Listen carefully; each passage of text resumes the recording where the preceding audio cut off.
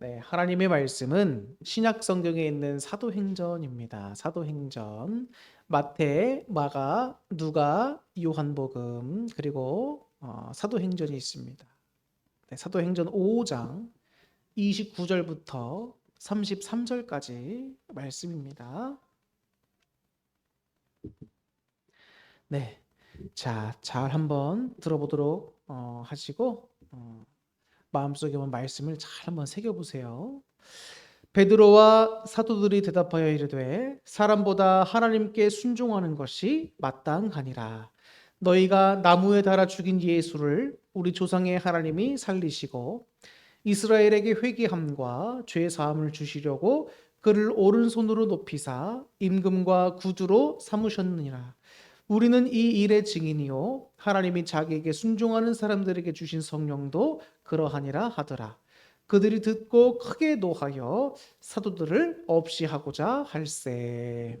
아멘. 할렐루야. 오늘 예배 참여한 여러분 모두에게 하나님의 은총이 가득 넘칠 수 있기를 축복합니다. 이제 봄이 정말로 다가온 것 같습니다. 아직 날씨가 쌀쌀하긴 하여도 그래도 완전 추운 겨울처럼 춥지는 않고 점점 봄이 오고 있다는 것을 느끼게 됩니다. 그러다 보니까 마음이 또 괜히 설레이지 않습니까? 한 번은 차 타고 가는데 들에 파릇파릇하게 풀들이 나와 있는 걸 봤습니다. 그러다 보니까 모든 것이 또 만물에 수생하게 되는 이 봄 느끼면서 다시 마음이 좀 푸근해지는 그런 시간도 갖게 되었는데요. 항상 하나님께서 여러분들과 함께 하시고 은혜를 주고 있다는 것 또 기억하시면서 하나하나 만물을 보시면서도 하나님께 감사할 수 있는 저와 여러분 될 수 있기를 부탁을 드리겠습니다. 오늘은 주님께서 우리의 마음을 고쳐주시고 만져주셔서 하나님을 향한 거룩한 마음을 품을 수 있게 되기를 바라는 마음으로 오늘 설교를 준비했습니다. 그래서 함께 귀한 은혜를 나누는 시간 될 수 있기를 바랍니다. 제가 성경을 읽다 보면 참 제 마음에 막 이렇게 뭉클하면서 많은 도전을 주는 그런 말씀들이 있습니다. 사복음서를 제외하고라서도 특별히 사도행전이라고 하는 이 책이 그런 것 같습니다. 사도들이 주님께서 택하신 12명의 사도들 이제 그들을 통해서 교회가 어떻게 확장되어져 나가고 복음이 어떻게 전파돼 나가면서 또 주님께서 어떻게 사도들을 통해 능력을 발하시는가 어떻게 사람들이 주님께 돌아오게 되는가 이 모든 것들이 참 잘 나타나 있어요. 그래서 사도행전을 읽을 때마다 참 마음이 두근거리게 되고 다시 한번 마음의 열정이 지펴지게 되게 됩니다. 그래서 사도행전을 딱 보다 보면은 가장 중요한 말씀이 있습니다. 그게 바로 사도행전 1장 8절의 말씀이에요. 성령이 너희에게 임하시면이라는 말씀부터 시작이 되죠. 성령이 우리 가운데 임하시면 어떤 일이 발생할까요? 능력을 받게 됩니다. 성령님의 능력을 공급받으면 어떻게 될까요? 전에는 두렵고 떨렸던 또 불순종했던 마음들이 이제는 담대함과 순종의 마음으로 바뀌어서 복음을 예루살렘과 유대와 사마리아와 땅끝까지 이르러 전할 수 있는 주님의 군사들로 변하게 된다는 겁니다. 그래서 이 선교해라, 전도해라 라고 하는 이 지상명령 1장 8절에 의해서 사도행전 모든 부분들이 다 기록이 되어 있습니다. 그래서 가장 사도행전의 중요한 말씀이 뭐냐? 1장 8절의 말씀이다. 이렇게 보시면 되겠습니다.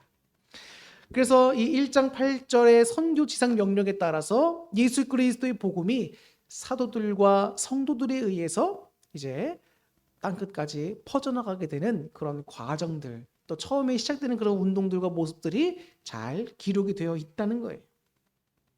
그래서 이 전개 과정을 딱 보다 보면은 1장부터 7장까지에서는 어떤 내용이 일어나게 되는가? 예루살렘 교회의 설립, 예루살렘 교회가 어떻게 설립되어졌는가? 그리고 또 교회가 어떻게 확장되어져 가는가? 그게 바로 1장부터 7장까지 나와 있는 내용들입니다. 그 중에 1장부터 2장까지는 특별히 교회가 예루살렘 교회가 어떻게 초대교회에 설립되게 되었는가가 나타나 있고요. 그다음에 3장부터 7장까지에서는 교회가 확장되어져 가고 복음이 퍼져나가는데 교회가 성장해 나가지 않습니까? 근데 어떤 방식으로 성장해 나가고 있는가가 비춰지고 있어요. 그래서 교회의 외적인 핍박과 내적인 핍박을 성령님의 도우심으로 극복해 나가면서 교회가 성장되고 복음이 전파되어져 가고 있는 모습을 우리들에게 3장부터 7장에서 쭉 보여주고 있습니다. 근데 제가 지금 여러분들에게 말씀을 드렸지만 예루살렘 초대교회가 성장해가는 과정에 있어서 외적인 핍박과 내적인 핍박을 극복해 나가면서 발전되어져 갔다고 말씀을 드렸습니다. 그럼 외적인 핍박은 뭐가 있었을까요? 당시에 사내들인을 중심으로 한 종교적인 핍박이 있었습니다. 그래서 사내들인이 이제 공의회에서 주님의 제자들을 12명의 사도들을 특별히 복음을 전하는 데 있어서 계속 방해하고 옥에 가두기도 하고 매를 때리기도 했었지요. 이런 여러 가지 핍박이 있었는데 성령님의 도우심으로 그때그때마다 이기게 하시면서 복음이 잘 전파되게 하고 교회가 확장되어져 나가게 하십니다. 또 하나는 내적인 교회 내적인 사건입니다. 교회 안에 보면 여러분 교회도 다 사람들이 모인 곳입니다. 죄인들이 모인 곳이에요. 그렇기 때문에 교회 안에서 문제가 발생하지 않을 수가 없습니다. 필연적인 문제는 항상 발생하게 돼 있어요. 그리고 항상 이 악한 영들, 이 사탄과 귀신들의 영이 우리 믿는 자들을 어떻게 하면 유혹하고 쓰러뜨리려고 노력하기 때문에 교회 안에서 저희가 신앙을 정신 바짝 차리고 깨어있지 않으면 나도 모르게 사탄의 도구가 되어서 쓰임받아서 교회의 모임도 해치고 또 문제를 일으키기도 합니다. 그렇기 때문에 이 교회라고 하는 곳은 사람, 죄인된 사람이 모인 곳이다. 그리고 두 번째는 사탄의 영향을 받는 성도들이 있을 수 있다. 그렇기 때문에 문제가 언제든지 발생할 수 있다는 것을 염두에 두어야 돼요. 그래서 어떤 분들은 교회 안에 왔는데 야 무슨 교회가 세상과 다를 게 없냐? 교회가 왜 이러냐? 예수를 믿는 성도가 저러면 되냐? 이럴 수 있고 목사가 저럴 수 있냐? 이럴 수 있지만 얼마든지 여러분 다양한 문제들이 발생할 수 있다는 거예요. 그렇기 때문에 신앙생활할 때는 우리들의 믿음을 항상 말씀에 비추어 점검하면서 하나님 말씀 앞에 바로 서야 됩니다. 순종하는 모습 반드시 필요해요. 영적인 민감성과 또 우리가 영적인 분별력을 가지고 자신을 늘 점검해야 합니다. 그래서 다른 사람의 티끌을 보기보다는 내 몸에 있는 내 눈 안에 있는 들보를 보는 사람이 정말로 은혜 받은 사람이라고 할 수가 있어요. 자꾸 어떤 분들은 그렇게 생각할 수 있습니다. 나는 자꾸 나 자신만 봐. 그래서 내 자신의 부족함만 보여. 너무 괴로워. 이렇게 생각할 수 있지만 다른 한편으로 보면 그것은 큰 은혜입니다. 왠지 아세요? 대체로 사람들은 자기 자신을 잘 안 봐요. 다른 사람의 부족함을 자꾸 봅니다. 근데 나 자신의 부족함을 들어보면서 하나님의 말씀에 비추어 회개하고 바로 서려고 노력한다? 성령의 도우심을 구한다? 이것만큼 여러분 큰 은혜가 어디 있습니까? 귀한 은혜들을 받으신 겁니다. 감사하셔야 돼요. 교회 내적인 문제가 초대교회에서도 발생했습니다. 그 대표적인 문제가 뭐였습니까? 첫 번째는 아나니아 삽비라 부부 사건이었지요. 자, 이 두 부부가 초대교회에서 많은 사람들이 자신들의 소유를 팔아서 이제 많은 성도들이 함께 교회 모이고 함께 공동재산을 쓰게 하는 겁니다. 그러니까 거룩한 마음으로 귀한 마음으로 하나님께 드렸고 그것을 통해서 교회에 있는 모든 공동체원들이 함께 나눠 쓰면서 공동체를 잘 이뤄가고 있었지요.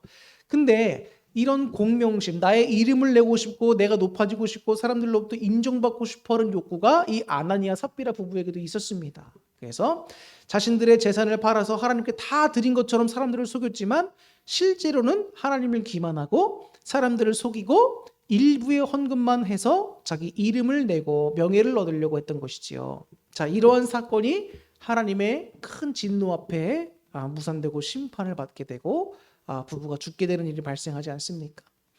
근데 하나님 앞에서 이게 어떻게 보면 굉장히 괘씸한 죄일 수 있습니다. 사람들의 입장에서 뭐 그럴 수도 있지 않습니까? 라고 생각할 수 있지만 당시에 여러분 교회가 형성되는 과정을 보면 이해가 될 수 있어요.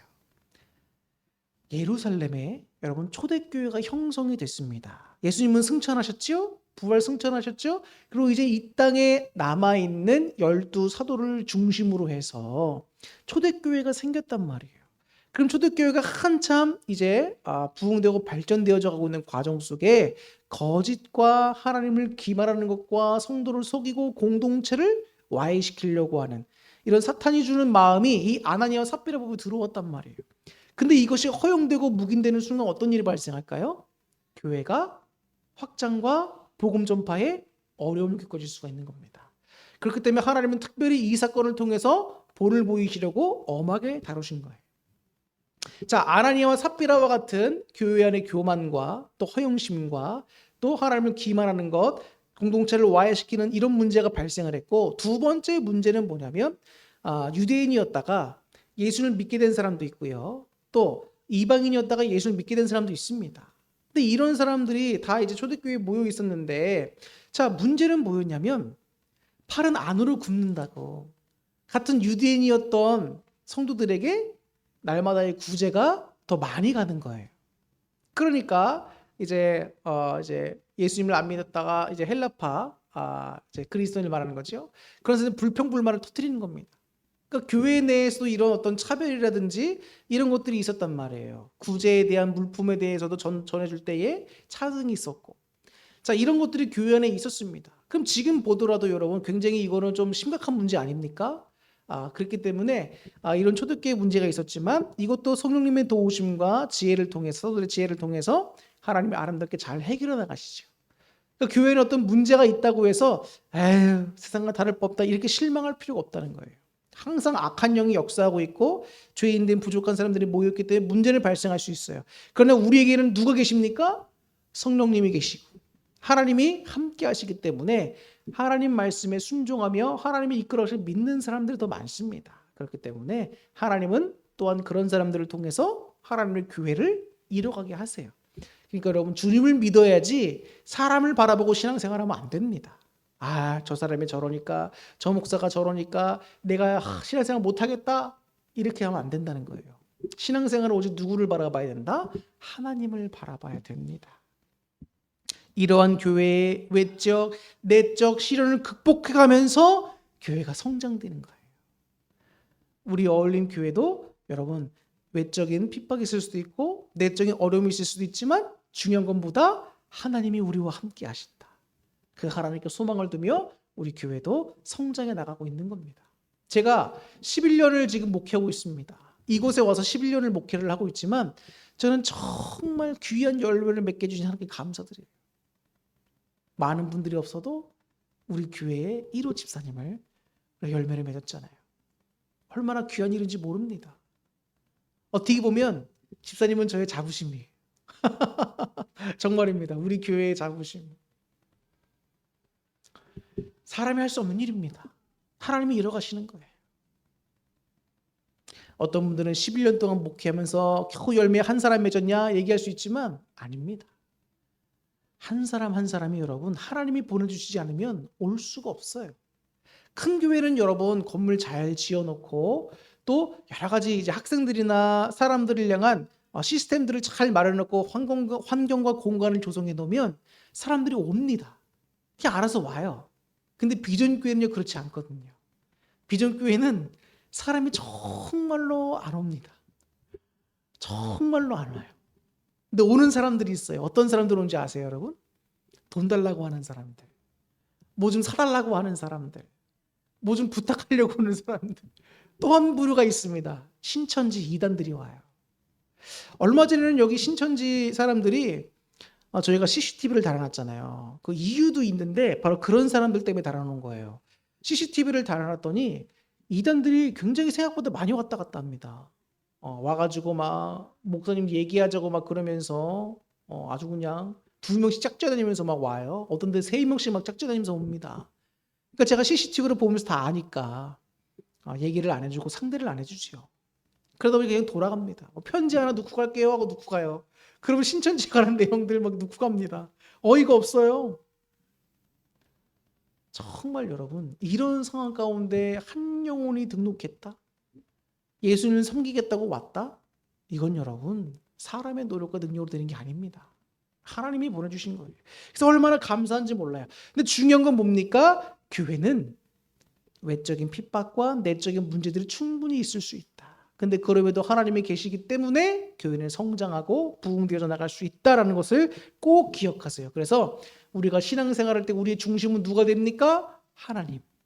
또 우린 누구만을 바라봐야 됩니까? 하나님을 바라봐야 합니다. 사도들이 이렇게 외적 핍박과 내적 핍박 가운데서도 계속 복음을 전하는 거예요. 그러면 사도들을 핍박했던 이 사내들인 공의원 사람들, 특별히 이 능력 있는 종교 지도자들이 사도들의 모습을 어떻게 바뀌었습니까? 안 입곱게 보는 거죠.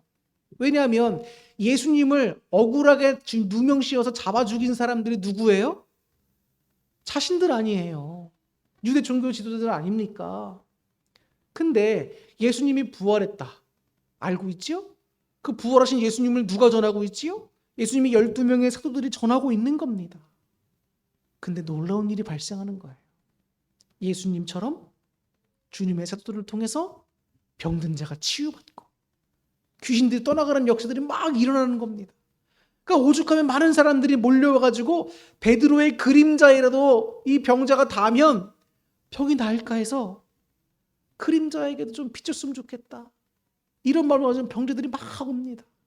치유 역사가 일어나고 놀라운 성령님의 권능이 사도를 통해 나타나는 거예요. 복음을 전파하는 현장 속에서. 그러니까 어떤 마음들이 생기게 되는가, 종교 지도자에게 있어서.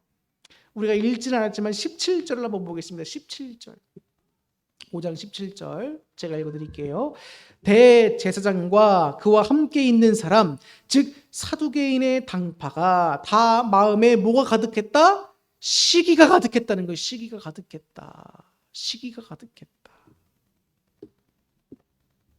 이게 바로 유대 종교 지도자들이 교회와 사도들을 핍박했던 동기입니다. 시기가 일어났다는 거예요. 마음에.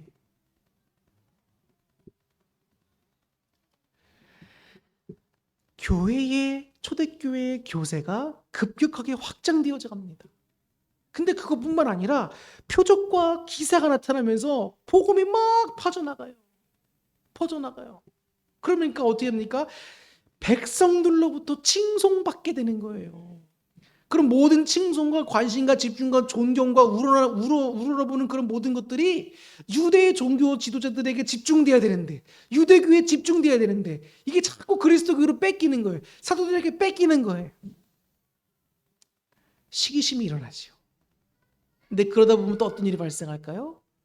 예수님을 억울하게 죽게 만든 장본인들은 자신들을 백성들이 어떻게 할까봐 두려워지는 마음이 생기는 겁니다.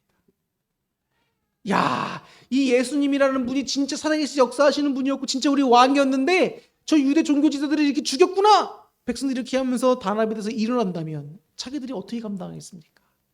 첫 번째는 시기심이었고 두 번째는 그러한 두려움 때문에 사도들과 초대교회를 핍박하기 시작합니다. 주님의 교회를 핍박하는 유대인의 무리를 가리켜서 예수님이 이렇게 말씀하셨습니다. 사탄의 회다라고 하시는 거예요. 사탄의 회다. 사탄의 모임이라는 거예요. 사탄의 회라는 것은 뭡니까?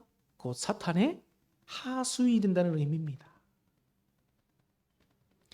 이렇게 볼 때 여러분, 예루살렘 초대교회 당시 사도들의 활동을 통해서 왕성하게 팽창하고 있던 예수 그리스도의 복음의 기세를 꺾으려는 사단의 음모에 당시 유대 종교 지도자들이 쓰임받고 있었다는 거예요. 너무나 안타까운 일 아닙니까? 유대 종교 지도자는 여러분 말씀하신 여기 나와 있는 것처럼 뭐 바리새인들, 사두개인들, 뭐 원로들 이런 사람들이 사내들인 공의원의 회원들로 속해 있단 말이에요. 그러면 그 사람들은 어떤 사람들입니까? 성경에 대한 지식이 아주 박식한 사람들이에요. 하나님에 대해서는 누구보다 잘 안다라고 하는 사람들입니다. 근데 그런 사람들 그런 지식을 갖고 있어요? 하나님에 대한 지식도 갖고 있어요? 권위도 갖고 있어요? 그런데 그런 사람들이 뭘 했다는 거예요? 사탄의 하수인 역할을 했다는 겁니다. 이게 여러분 우리들에게 오늘날 던져주는 크나큰 교훈이에요. 충격적인 말씀일 수도 있습니다. 내가 성경을 많이 한다고? 교회에 오래 다녔다고? 내가 교회의 중요한 직분자이라고? 여러분 사탄의 도구가 안 되리라는 법이 없습니다.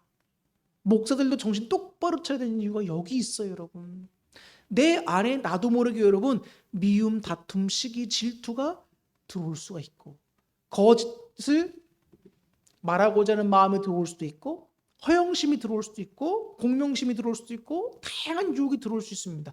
왜냐하면 이런 것들은 여러분 사람 마음속에 기본적으로 내재하고 존재하는 것들이기 때문이에요. 여러분.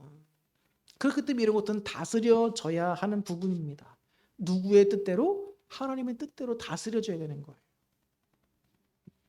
왜 우리 주일학교 때 어렸을 때 찬양 부르다 보면 미움 다툼 시기 질투 버리고 우리 서로 사랑해 이런 노래가 찬양이 있었지요?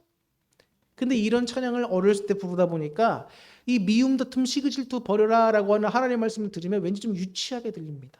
근데 여러분 굉장히 중요한 예수님의 말씀이에요. 왜 미움 다툼 시기 질투를 버리라고 했을까 성경에? 여러분 특별히 이 미움, 다툼, 시기, 질투 가운데 여러분 정말로 경계해야 될 게 있어요. 바로 시기심입니다. 시기심.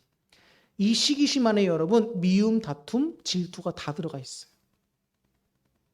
시기라고 하는 것은 여러분 내가 갖지 못한 것을 상대방이 갖고 있어요.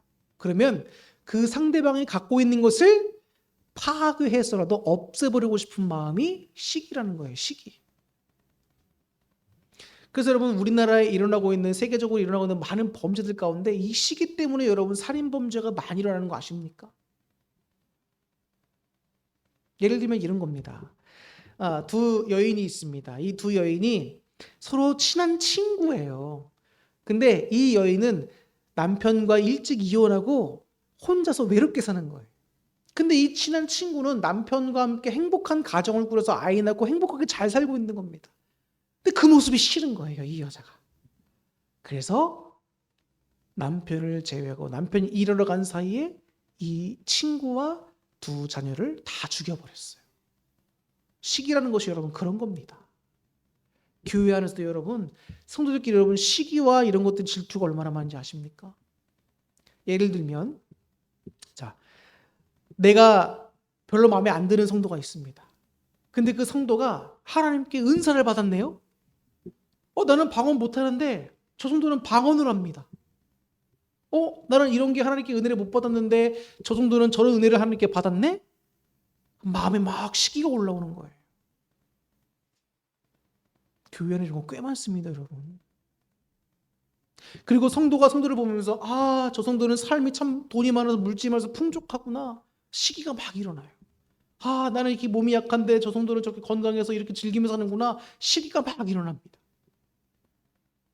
파괴하고 없애버리고 뺏어서라도 상대방의 행복을 파괴하고 싶은 마음이 시기란 말이에요. 근데 그런 마음이 지금 이 유대 종교 지도자들에게 들어갔다는 거예요. 그 마음을 누가 심어줬겠냐고요. 사탄이 심어주죠. 사탄이. 우리 마음에 가뜩이나 원래 시기심이 있는 게 사람인데 그 마음을 막 부추기는 겁니다. 그러면 그럴 때 우리 믿는 그리스도인들은 어떻게 해야 될까요? 하나님께 도와달라고 기도해야죠. 이 마음을 다스릴 수 있게 해달라고 자꾸 기도해야 돼요. 악한 길로 걸어가지 않도록 기도해야 된다는 겁니다. 제가 요즘 우리가 특별 새벽 기도회를 하고 있지 않습니까? 특별 새벽 기도회를 하면서 특별히 지난주에 하나님께 기도하는데 하나님께 제 마음에 또 이렇게 깨달음을 주시는 거예요. 그리고 제 마음 속에 있는 시기심을 하나님이 깨닫게 해주시는 겁니다. 제가 깜짝 놀랐습니다. 내 안에 이렇게 시기심이 많이 있었구나라는 걸 느끼게 되는 거예요. 예를 들면 이런 겁니다. 저는 목사다 보니까 이제 앞에 서서 설교를 하는 입장이고 성도들을 이렇게 어쨌든 앞에서 리더하면서 이끌어가야 되는 입장이잖아요. 근데 그러다 보면 항상 뭘 느끼게 되냐면 내가 가진 능력의 한계점들이 다 보이는 겁니다.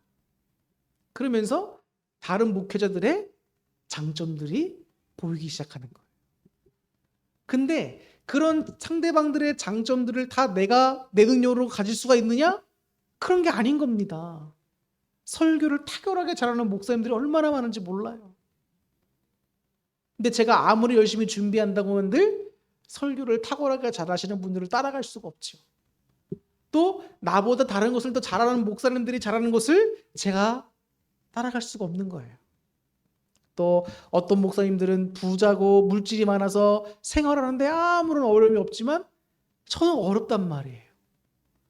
자, 이런 것들을 보면서 어떤 걸 느끼게 되냐면 다른 사람들의 지혜와 능력과 물질과 능력들에 대한 시기가 제 마음속에 어느 순간 막 들어차 있는 것을 발견하게 된 거예요.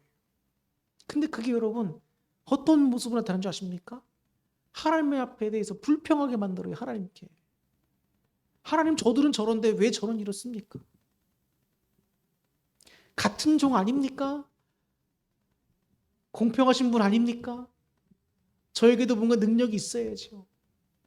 라고 하나님께 막 불평하게 됩니다. 근데 그 마음을 여러분 가만히 한번 꿰뚫어 보세요. 말씀에 비추어서 가만히 꿰뚫어 보면 어떤 마음이냐면 교만한 마음에 첫 번째로 탁 들어옵니다. 깨닫게 돼요. 자, 이것은 뭐냐면 내가 그 사람들보다 더 위에 있고 싶어하는 마음이에요. 내가 저 목사님보다 더 잘나고 더 뛰어나서 많은 사람들에게 좀 이렇게 두각을 나타내고 싶다. 인정받고 싶다. 이런 욕구가 있어요. 그 말은 뭐죠?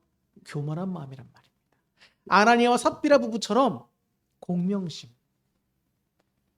이름을 내걸고 싶은 공명심, 또 허영심도 될 수가 있겠지요.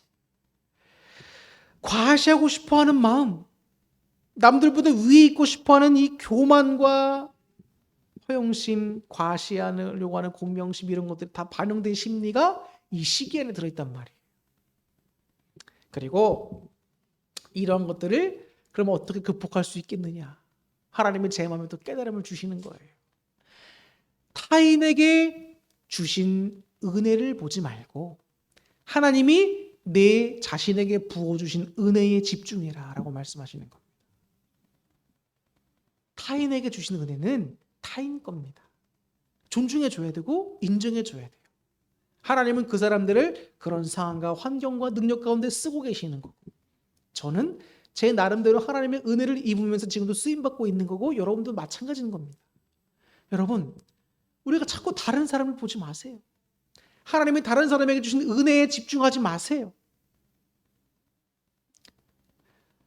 자꾸 다른 것에 집중하다 보면 여러분, 우리 마음의 시기와 질투와 미움과 다툼이 분명히 발생하고 더 나아가서 하나님께 불평불만하게 됩니다. 근데 그게 여러분 가만히 보시란 말이에요. 하나님께서 역사하시는 일일까요? 사탄이 역사하는 걸까요? 사탄이 역사하는 거예요. 우리의 마음을 자꾸 살살살살 긁어요. 우리의 연약함을 사탄이 너무나 기가 막히게 한다니까요. 사람의 복잡 미묘한 감정 속에 파고들어서 우리들을 자꾸 넘어뜨리게 만들고 하나님 앞에 범죄하게 만듭니다. 그렇기 때문에 우리는 무엇에 집중해야 한다? 하나님께서 나에게 주신 은혜에만 집중하세요. 그랬더니 놀라운 일이 제 입에서 감사가 나오기 시작하는 거예요.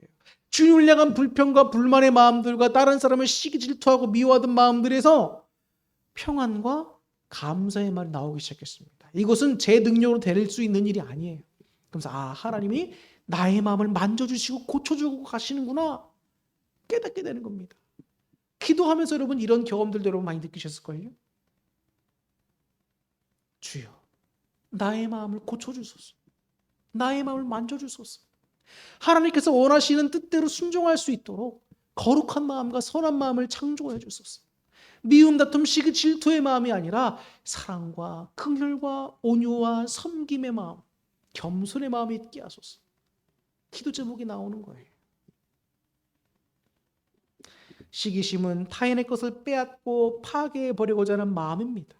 이를 버리기 위해서 여러분 꼭 기도하시기 바랍니다. 주여, 제 마음의 이 악을 제하여 주소서. 여러분 꼭 기도하시기를 바랍니다. 마지막 한 말씀 드리고 마치려고 할 텐데, 제자들이 이렇게 어려움을 당하면서 복음을 전합니다.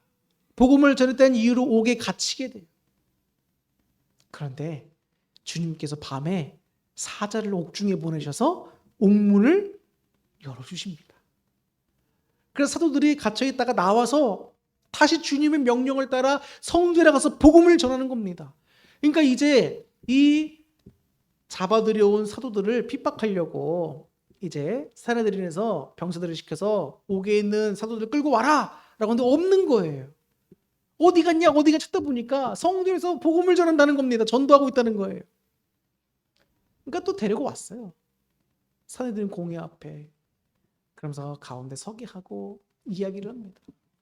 내가 지난번에 너희들을 잡았을 때 복음 전파하지 말라고 단단히 엄했을 텐데 금했을 텐데 라고 얘기하면서 왜 또 전하고 있느냐 하면서 이제 책망하고 이제 하는 거죠.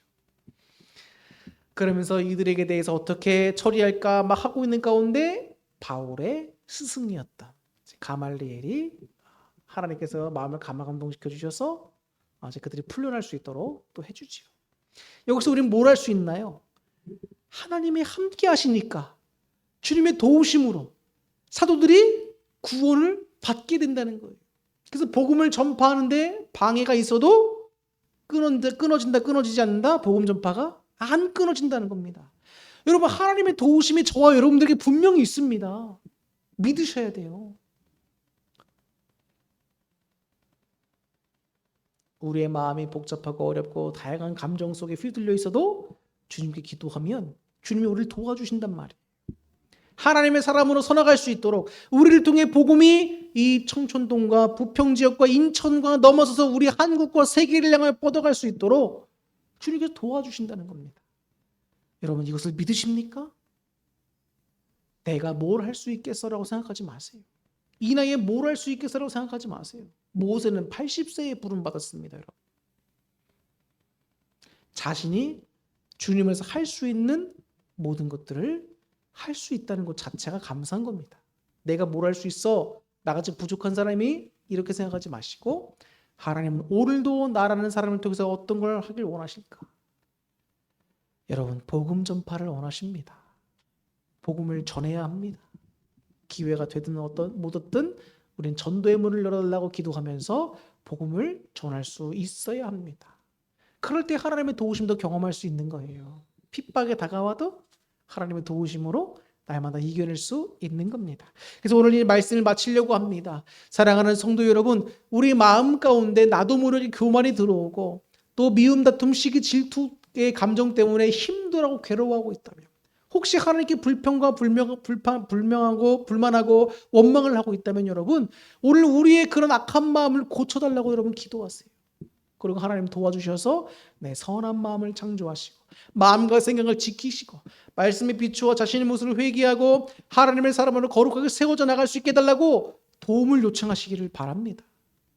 하나님은 분명히 반드시 우리를 도와주십니다. 과거 사도들을 도와주셨듯이 지금도 우리를 돕고 계시고 앞으로 도우실 것이고 하나님은 우리를 통해서 일하시고 영광 받아주실 것을 여러분 믿으시기를 바랍니다. 그래서 그 하나님께 소망을 두면서 오늘도 우리의 마음을 새롭게 하고 하나님의 거룩한 군사들로 세워져서 주님의 귀하게 쓰임받을 수 있기를 주님의 이름으로 축원합니다. 기도하겠습니다.